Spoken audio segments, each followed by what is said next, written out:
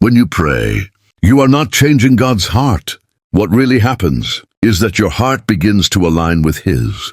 Most people pray, trying to convince God, trying to move Him, trying to change His mind. But God does not change. He is the same yesterday, today, and forever.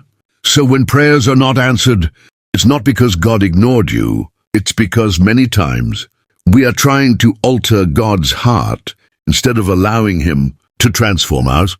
Prayer was never meant to change God. Prayer was meant to change us. That's why I preach this to you. Prayer doesn't change God. Prayer changes you. The less I pray, the less I am transformed. And I know this may hurt, but it heals. The problem is not asking. The problem is not liking the answer.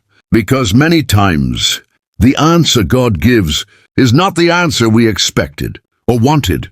And when the answer doesn't match our desire, we think God didn't respond, but He did. Every prayer in the Bible that was answered was not answered because God changed His heart. They were answered because someone prayed and said, "Father, let your will be done." God responds when our hearts come into alignment with His will.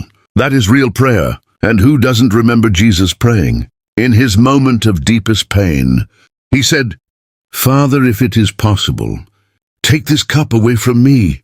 That was His human desire. But then He said, "Yet not my will, but yours be done." Because even when I have a will and you have another, I choose to align my heart with yours.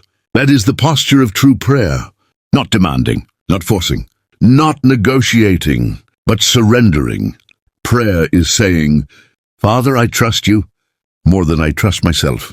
So today, don't pray trying to change God. Pray allowing God to change you. Not my will, Father, yours.